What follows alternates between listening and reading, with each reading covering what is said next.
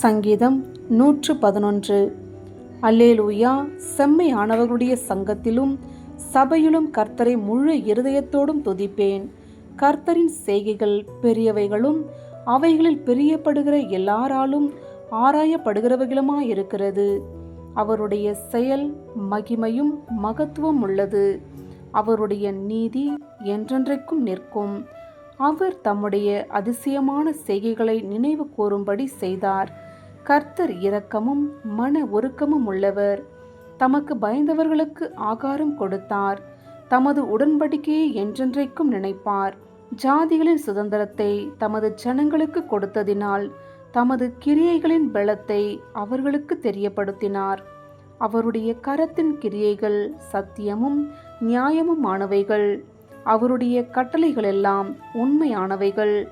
அவைகள் என்றென்றைக்கும் உள்ள சதா காலங்களுக்கும் உறுதியானவைகள். அவைகள் உண்மையும் செம்மையுமாய் செய்யப்பட்டவைகள். அவர் தமது ஜனத்திற்கு மீட்பை அனுப்பி தமது உடன்படிக்கையை நித்திய உடன்படிக்கையாக கட்டளையிட்டார். அவருடைய நாமம் பரிசுத்தமும் பயங்கரமுமானது. கர்த்தருக்கு பயப்படுதலே ஞானத்தின் ஆரம்பம். அவருடைய கற்பனைகளின்படி செய்கிற யாவருக்கும் நற்புத்தி உண்டு. அவர் புகழ்ச்சி என்றைக்கும் நிற்கும்.